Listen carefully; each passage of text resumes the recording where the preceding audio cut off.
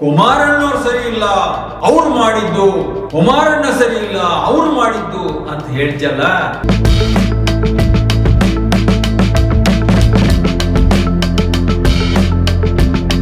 ನಿಮ್ಗೆ ಬಡವ್ರು ಗೋಳು ಅಂದ್ರೆ ನಿಮ್ಗೆ ಹರ್ಷ.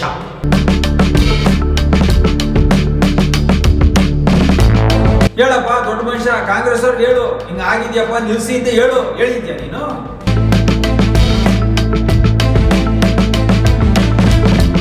ಇಬ್ಬರನ್ನು ಎತ್ತಿ ಕಟ್ಬಿಟ್ಟು ನೀನು ಸತ್ಯ ತರ ಅವನು ಸರಿ ಇಲ್ಲ, ಇವನು ಸರಿ ಇಲ್ಲ, ಇವನು ಸರಿ ಇಲ್ಲ, ಇವನು ಸರಿ ಇಲ್ಲ ಅಂತ. ಮೊದಲು ನೀನ್ ಸರಿ ಇಲ್ಲ.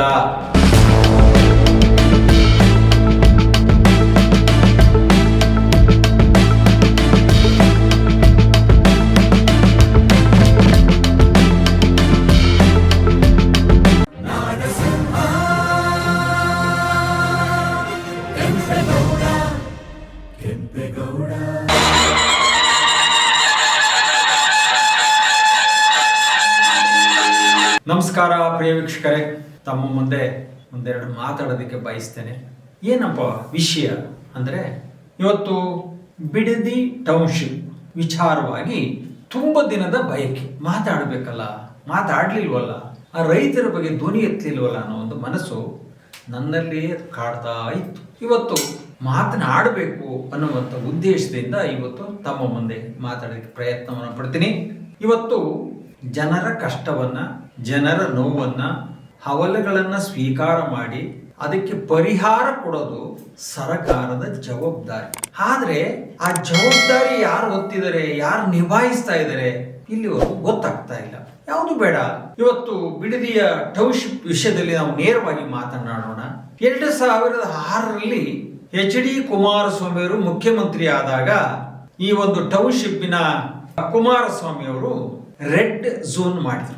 ಅವತ್ತಿಗೆ ಇವೆಲ್ಲ ಬೆಂಬಲವನ್ನು ಕೊಟ್ಟಂತವರು, ಇವತ್ತಾಗುವಂತ ಬೆಳವಣಿಗೆ ಮೂಲ ಪುರುಷರು ಬೇರೆ ಯಾರು ಅಲ್ಲ, ಮಾಗಡಿ ಶಾಸಕರಾದ SC ಬಾಲಕೃಷ್ಣರವರು. ಅವತ್ತು ಈ ಭೂಮಿ ನಮ್ಮ ಕ್ಷೇತ್ರಕ್ಕೆ ಸಂಬಂಧಪಟ್ಟಿದ್ದು. ನಮ್ಮ ರೈತರು ಇಲ್ಲಿ ಜೀವನವನ್ನ ಮಾಡ್ತಾ ಇದ್ದಾರೆ, ಈ ಮಣ್ಣಲ್ಲಿ ಬದುಕನ್ನ ಕಟ್ಕೊಂಡಿದ್ದಾರೆ. ಬಂದವರಿಗೆ ಅನ್ನವನ್ನ ಹಾಕುವಂತ ಒಂದು ನೆಮ್ಮದಿಯ ಒಂದು ಭೂಮಿ ಆಗಿದೆ. ಅವರ ಹಿರಿಯರನ್ನ ಇಲ್ಲಿ ಪೂಜೆ ಮಾಡುವಂತ ಜಾಗ. ದನ ಕರುಗಳನ್ನ ಕಾಯ್ಕೊಂಡು ತಾಯಿ ತಂದೆ ತಾಯಿ ಬಂಧುಗಳ ಜೊತೆಯಲ್ಲಿ ಬದುಕನ್ನ ಸವಸುವಂತ ಒಕ್ಕಲತನದವನ್ನ ಮಾಡಬಾರದು ಅಂತ ಹೇಳಿ ಇವತ್ತು ಬೊಂಬಡ ಹೊಡಿತಾ ಇದಾರಲ್ಲ ಬಾಲಕೃಷ್ಣ ಅವರು. ಅವರಿಂದ ಯಾವತ್ತಾದ್ರೂ ಒಂದು ಧ್ವನಿ ಬಂದಿದೆಯಾ? ಇಲ್ಲ. ಯಾಕೆ ಅಂದ್ರೆ ಅವತ್ತು ಇವರು ಬೆಳಿಬೇಕಾದ್ರೆ ಜನತಾ ಪಕ್ಷ ಬೇಕಾಗಿತ್ತು, ದೇವೇಗೌಡರ ಆಶೀರ್ವಾದ ಬೇಕಾಗಿತ್ತು, ಕುಮಾರಣ್ಣ ಶಕ್ತಿ ಬೇಕಾಗಿತ್ತು. ಅವತ್ತೆಲ್ಲದಕ್ಕೂ ಜೈ ಜೈ ಜೈ ಅಂದ್ಕೊಂಡು SC ಬಾಲಕೃಷ್ಣ ಅವರು ಅವತ್ತು ಅವರ ಜೈಕಾರದಲ್ಲಿ ಇದ್ರು. ನೀವು ಮಾಡಿದ್ದೆಲ್ಲ ಸರಿ, ಆದ್ರೆ ಕಾಂಗ್ರೆಸ್ ಸರ್ಕಾರ ಇದೆಯಲ್ಲ, ಆ ಕಾಂಗ್ರೆಸ್ ಮುಖಂಡರಿದಾರಲ್ಲ, ಅವರಂತ ಕೆಟ್ಟ ಪಕ್ಷ ಮತ್ತೊಂದಿಲ್ಲ. ಈ ಪಕ್ಷದಿಂದ ಯಾರಿಗೇನೂ ಆಗೋದಿಲ್ಲ, ಈ ಜನನಾಯಕರ ಕಂಡ್ರೆ ಯಾರಿಗೂ ಉದ್ಧಾರ ಆಗಲ್ಲ ಅನ್ನುವಂತ ಎದೆ ಬಿಚ್ಚಿ ರಾಜಾರೋಷವಾಗಿ ಮಾತಾಡಿದ್ರಲ್ಲ. ಅವ್ರೇನ್ ಕಾಂಗ್ರೆಸ್ ಅವ್ರಲ್ಲ ಗಾಂಡುಗಳಾಗ್ಬಿಟ್ಟವ್ರ ಅಂತ, ಅವ್ರೇನ್ ಕಾಂಗ್ರೆಸ್ ಅವ್ರಲ್ಲ ಗಾಂಡುಗಳಾಗ್ಬಿಟ್ಟವ್ರ ಅಂತ, ಅವ್ರೇನ್ ಕಾಂಗ್ರೆಸ್ ಅವ್ರಲ್ಲ ಗಾಂಡುಗಳಾಗ್ಬಿಟ್ಟವ್ರ ಅಂತ, ಗಾಂಡುಗಳಾಗ್ಬಿಟ್ಟವ್ರ ಕೊಲೆ ಮಾಡ್ಕೊಂಡವ್ರ ಗೊತ್ತಿಲ್ಲ. ಅದು ಬೇರೆ ಯಾರು ಅಲ್ಲ, SC ಬಾಲಕೃಷ್ಣ. ಅವತ್ತು 2006ರಲ್ಲೇ ನೀನು ರೈತರ ಪರವಾಗಿ ಧ್ವನಿ ಎತ್ತದ. ಇವತ್ತು ಈ ಹೆಣ್ಣು ಮಕ್ಕಳ ಕಣ್ಣೀರಿದೆಯಲ್ಲ, ಇದಕ್ಕೆ ಕಾರಣ ಮೂಲಭೂತ ಯಾವ್ದಾದ್ರೂ ಒಬ್ಬ ವ್ಯಕ್ತಿ ಇದ್ರೆ ಅದು ನೀನೇ ನೀನೇ ನೀನೆ. ಅದನ್ನ ನಾನು ಘಂಟಾಘೋಷವಾಗಿ ಹೇಳ್ತೀನಿ. ಇದೆಲ್ಲ ಆಯ್ತು, ದಿನ ಬೆಳವಣಿಗೆ ಆಯ್ತು, ನಿಂತ್ಕೊಂತು ಹೋಯ್ತು, ಎಲ್ಲ ನಡೀತಾ ಇತ್ತು. ಈಗ ತಾವು ಯಾವ್ಯಾವ ಪಕ್ಷ ಗೆಲ್ತದೋ ಆ ಪಕ್ಷಕ್ಕೆ ಓಡೋಕ್ ಸೇರ್ಕೊಳ್ಳೋದು, ಅವ್ರಿಗೆ ಜೈಕಾರ ಹಾಕೋದು, ಆ ಪಕ್ಷನೇ ಸರಿ, ಎದುರಾಳಿ ಯಾರು ಸರಿ ಇಲ್ಲ ಅಂತ ಅದು ಬೈಯೋದು ನಿನ್ನ ವಾಡಿಕೆ ಆಗಿದೆ. ಅದು ನಿನ್ನ ಎದೆಯಿಂದ ಬರ್ತದೋ, ನ್ಯಾಲ್ಗೆಯಿಂದ ಬರ್ತದೋ, ಇಲ್ಲ ನಿನ್ನ ಸ್ವಾರ್ಥ ಬುದ್ಧಿಯಿಂದ ಬರ್ತದೋ ಗೊತ್ತಿಲ್ಲ. ಅದನ್ನ ಮಾತಾಡ್ತೀಯ.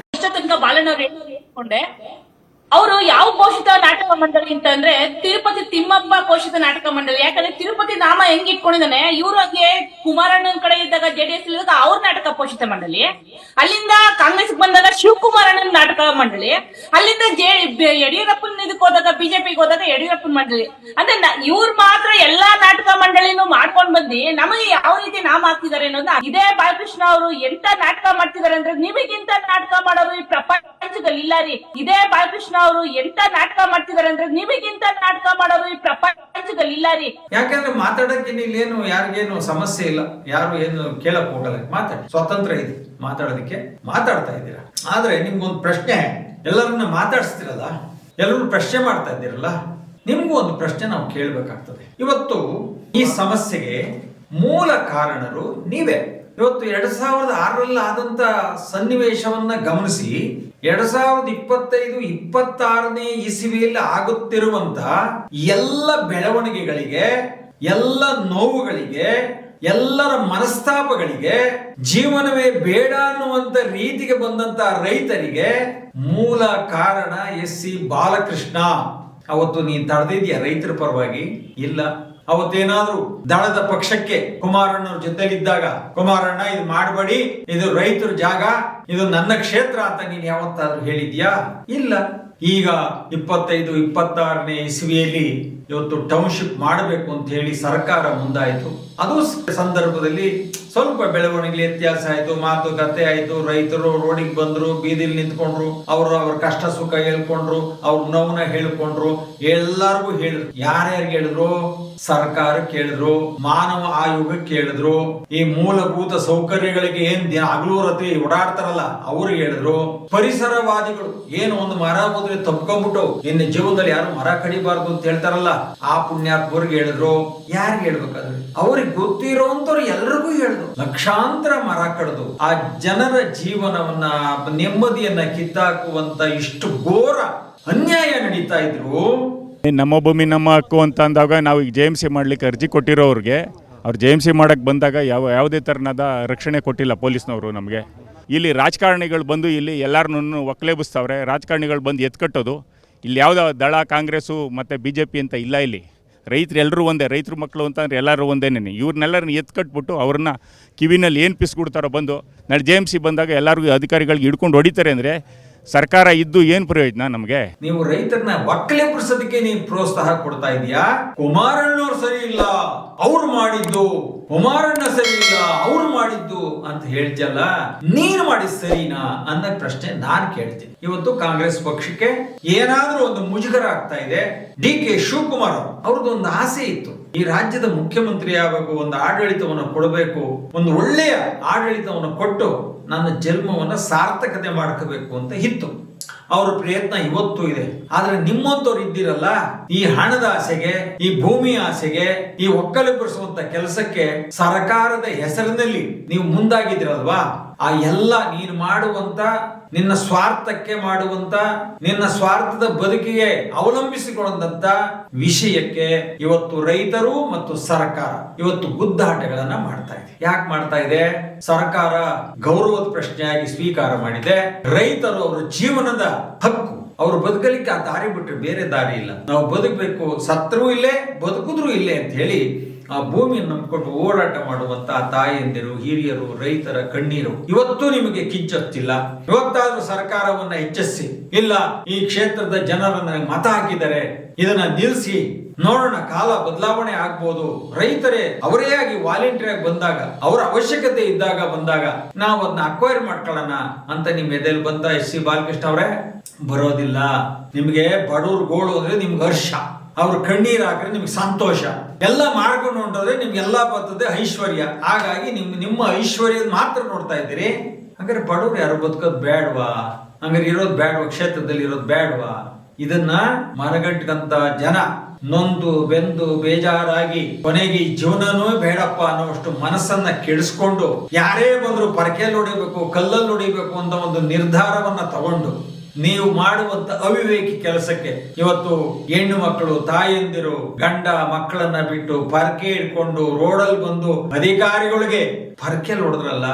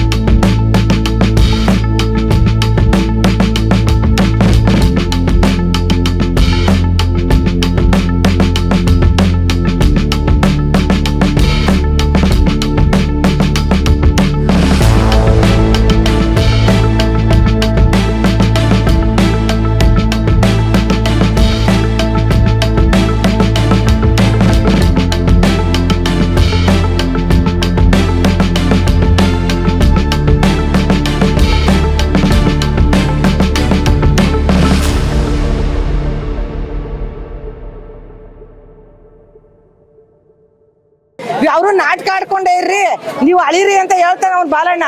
ಅವ್ನ್ ಏಕ್ತಿಗೆ ಅವ್ನ್ ಬೆಂಕಿಗ ನಾಟಕ ಆಡ್ತಾರ ನೀವ್ನು, ನಮ್ ರೈತರು ಅವ್ನ್ಗೆ ಆಟ ಆಡ್ತಾ ಇರೋ ನೀವ್ನು. ಅನ್ಕ ಇವನು ಸಕ್ನಿಯಾಗಿ ಹುಟ್ಟಬೇಕಾಗಿತ್ತು. ಆದ್ರೆ ಈ ತರ 3 ಪಕ್ಷ ಬದಲಾಯಿಸ್ಕೊಂಡ್ ಬಂದ. ಇವತ್ತು 3 ಪಕ್ಷ ಬದಲಾಯಿಸ್ತಾವನು. ಆತರ ನಾವೇ ನಾಟಕ ಆಡ್ತಾ ಇದೀವಿ.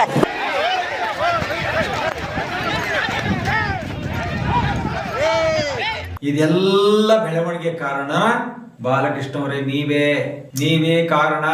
ರೈತರ ಪರವಾಗಿ ನಿಲ್ಲಬೇಕಾದಂತ ಏಕೈಕ ವ್ಯಕ್ತಿ ನೀವು. ನಿಮ್ಮ ಹಿಂದೆ ಜನ ಬರಬೇಕಾಗಿತ್ತು, ರೈತರು ಬರಬೇಕಾಗಿತ್ತು. ನಿಮ್ಮಲ್ಲಿ ಯಾವತ್ತಾದ್ರೂ ಒಂದೇ ಒಂದು ನ್ಯಾಯದಿಂದ ಬರ್ತೇನ್ರಿ? ಎಲ್ಲ ಕೇಳ್ತಾರೆ, ಏನಪ್ಪ ಇದು ಒಕ್ಕಲಿಗರ ನಾಡ ಅಂತ ಕೇಳ್ತಾರೆ. ಅದಕ್ಕೆ ನಾವು ಏನು ಉತ್ತರ ಕೊಡಬೇಕೆಂದು ಗೊತ್ತಿಲ್ಲ, ಕಾಲ ಬಂದ ಕೊಡೋಣ. ಹಾಗೆ ನೀವು ಮಾಡುವಂತ ಪ್ರತಿಯೊಂದು ವಿಚಾರಗಳಲ್ಲೂ ಎಷ್ಟು ಮನಸ್ಸುಗಳು ನೋಯ್ತಾ ಇದೆ. ಎಲ್ಲ ಮಾಡ್ತಾ ಇದ್ದೀರಿ ನೀವು, ಮಾಡ್ತಾರೆ ಎಲ್ಲಾ ಕಡೆನೂ ಬರೀ ದೌರ್ಜನ್ಯ, ಅಧಿಕಾರಿಗಳ ಒತ್ತಡ ಕೊಟ್ಟು ಏನೇ ನೀವು ಮಾಡಿಸ್ಬೇಕಲ್ಲ ಮಾಡಿಸ್ತಾ ಇದ್ದೀರಿ. ಇದು ಯಾವತ್ತು ಉಳಿಯಲ್ಲ. ಅದು ಆಮೇಲೆ ಮಾತಾಡೋಣ. ನಾವು ರೈತರ ಬಗ್ಗೆ ಮಾತಾಡ್ತಾ ಇದ್ದೀನಿ. ಇವತ್ತು ಲಕ್ಷಾಂತರ ಮರಗಳು ಕಡಿತಿರಲ್ಲ. ಶಾಸಕರೇ, ನಿಮ್ಗೊಂದು ಮಾತು ಕೇಳ್ತೀನಿ. ನಿಮ್ ಯೋಗ್ಯತೆಗೆ ಎಷ್ಟು ಲಕ್ಷ ಮರ ಹಾಕ್ಸಿದಿರಾ? ಅದು ಎಷ್ಟು ಲಕ್ಷ ಮರ ಹಾಕೋದಕ್ಕೆ ಜಾಗ ಇದೆ ಹೇಳಿ ನೋಡೋಣ. ಇಲ್ಲ, ನಿಮಗೆ ಹಾಳು ಮಾಡೋದು ಗೊತ್ತು, ಕಡಿಯೋದು ಗೊತ್ತು, ಅಧಿಕಾರಿಗಳು ಬಿಟ್ಬಿಟ್ಟು ಮ್ಯಾಲೆ ಕೂತ್ಕೊಂಡು ನಕ್ಕೊಂಡು ನೋಡೋದು ಗೊತ್ತು, ನಿಮ್ಗೆ ಮತ್ತೇನ್ ಗೊತ್ತು? ಆದ್ರಿಂದ ಮನನೊಂದ ಸರ್ಕಾರಗಳು ಇವತ್ತು ಜಾತ್ಯತೀತ ದಳ ಹೋರಾಟ ಮಾಡಿದ್ರು, ಪ್ರತಿಭಟನೆ ಮಾಡಿದ್ರು, ರೈತರನ್ನ ಉಳಿಸ್ಕೋಬೇಕು ಅಂತ ಪ್ರಯತ್ನ ಮಾಡಿದ್ರು. ಇವತ್ತು ಇಲ್ಲ, ಕುಮಾರಸ್ವಾಮಿ ಅವ್ರು ಮಾಡಿದ್ಕೆ ಇವತ್ತಾಗೋಯ್ತು.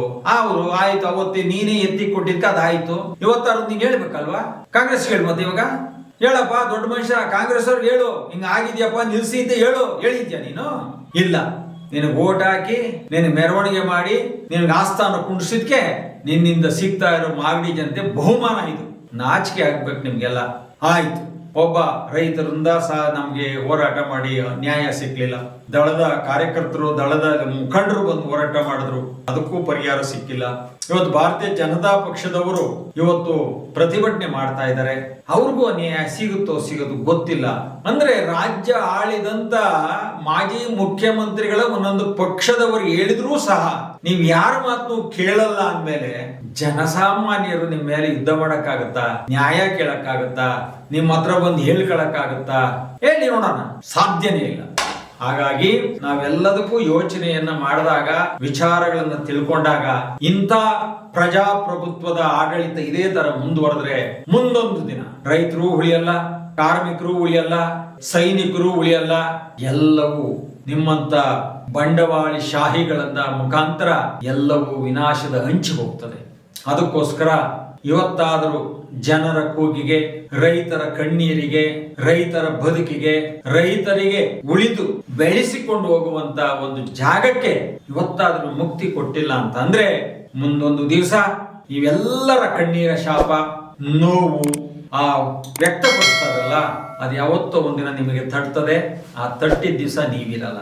ಅದಕ್ಕೋಸ್ಕರ ಹೇಳ್ತೀನಿ, ಇವತ್ತು ಜಾತ್ಯತೀತ ಜನತಾ ದಳ ಇರ್ಬೋದು, ಬಿಜೆಪಿ ಪಕ್ಷ ಇರ್ಬೋದು, ಇವತ್ತು ಕಾಂಗ್ರೆಸ್ ಪಕ್ಷ ಇರ್ಬೋದು, ಎಲ್ಲ ಪಕ್ಷದಲ್ಲಿ ಮಣೆ ಹಾಕಿ ಯಾವತ್ತು ಗೆದ್ದೆತ್ತಿನ ಬಾಲ ಹಿಡ್ಕೊಂಡು ಚಪ್ಪಾಳೆ ಹೊಡೆದು ಬೆಳೆದಂತ ಬಾಲಕೃಷ್ಣವ್ರೆ, ನಿಮಗೆ ಏನಾದ್ರೂ ಕಿಂಚಷ್ಟು ಬೆಳೆಸ್ತೋರು, ಉಳಿಸ್ತೋರು, ಕೊಟ್ಟಂತವ್ರನ್ನ ನೆನ್ಸ್ಕೊಂಡಿಲ್ಲ ಅಂದ್ರೆ ನೀವು ಮನುಷ್ಯರೇ ಅಲ್ಲ ಅನ್ನುವಂತ ಮಾತನ್ನ ನಾನು ಹೇಳಕ್ಕೆ ಬಯಸ್ತೇನೆ. ಹಾಗಾಗಿ ಇವತ್ತು ಕಾಲ ಮಿಂಚಿದೆ, ಆ ರೈತರ ಪರವಾಗಿ ನಿಲ್ಲಿ. ನಾವು ಬರ್ತೀವಿ. ಆ ರೈತರು ಇರ್ಲಿ. ರೈತರಿಲ್ಲ ಅಂದ್ರೆ ಈ ದೇಶ ಇಲ್ಲ. ರೈತರಿಲ್ಲ ಅಂದ್ರೆ ನಮ್ಗೆ ಊಟ ಇಲ್ಲ. ರೈತರಿಲ್ಲ ಅಂದ್ರೆ ಈ ಪ್ರಪಂಚ ಶೂನ್ಯ, ಕಣ್ಣಿಗೆ ಹಸರೇ ಇಲ್ಲ. ಇಂಥ ಜೀವನ ತಗೊಂಡು ಏನ್ ಮಾಡ್ತೀರಿ? ಈಗ ಹೆಂಗೋ ನೀವು ತೋಟ ಮಾಡ್ಕೊಳ್ತೀರಿ, ಬಡವ್ರ ಮರಗಳು ಕಡಿತಾ ಇದ್ದೀರಿ. ಆಯ್ ಸ್ವಾಮಿ, ಮುಂದೊಂದ್ ದಿನ ಇನ್ನೊಬ್ಬತ್ತನಲ್ಲ ನಿಮ್ಮ ಮರ ಕಡಿತಾನೆ. ಅವ ಊರೇನಾಯ್ತದೆ? ತಾಲೂಕು ಏನಾಯ್ತದೆ? ರಾಜ್ಯ ಏನಾಯ್ತದೆ? ದೇಶ ಏನಾಯ್ತದೆ? ಹೇಳಿ. ಅದಕ್ಕೋಸ್ಕರ ನೀವು ಆ ಬಡವರ ಪರವಾಗಿ ನೀವು ನಿಲ್ಲಿಲ್ಲ ಅಂದ್ರೆ ಅವರೆಲ್ಲರ ಕಣ್ಣೀರ ಶಾಪಕ್ಕೆ ನೀವು ಒಂದು ದಿನ ನೀವು ಕಣ್ಣೀರಾಕಿ ಪ್ರಾಯಶ್ಚಿತ್ತ ಮಾಡಿಕೊಳ್ಳುವಂತ ದಿನ ಬಹಳ ದೂರ ಇಲ್ಲ ಅನ್ನುವಂತ ಮಾತನ್ನ ಹೇಳ್ತಾ, ಇವತ್ತು ಶಿಖಂಡಿಯ ರೀತಿಯಲ್ಲಿ ಈ ಕಡೆ ದಳದ ಮುಖಂಡರು ಬಂದಾಗಲೂ ಎತ್ತಿ ಕೊಟ್ಟವರು ನೀವೇ, ಇವತ್ತು ಕಾಂಗ್ರೆಸ್ ಬಂದ್ರು ಎತ್ತಿ ಕೊಡ್ತಾ ಇರೋರು ನೀವೇ. ಇಬ್ಬರನ್ನು ಎತ್ತಿ ಕಟ್ಬಿಟ್ಟು ನೀನು ಸತ್ಯ ತರ ಅವನ್ ಸರಿ ಇಲ್ಲ, ಇವನ್ ಸರಿ ಇಲ್ಲ, ಇವನ್ ಸರಿ ಇಲ್ಲ, ಇವನ್ ಸರಿ ಇಲ್ಲ ಅಂತ. ಮೊದಲು ನೀವ್ ಸರಿ ಇಲ್ಲ. ಶಾಸಕನಾದ ಬಾಲಕೃಷ್ಣ ಅವರೇ, ನೀವು ಸರಿ ಇಲ್ಲ. ನೀವು ಸರಿ ಹೋಗೋವರೆಗೂ ಆ ತಾಲೂಕು ಸರಿ ಆಗಲ್ಲ, ಆ ರೈತರು ಏಳಿಗೆ ಆಗಲ್ಲ. ಅವ್ರು ನೆಮ್ಮದಿಯಿಂದ ಜೀವನ ಮಾಡಲ್ಲ.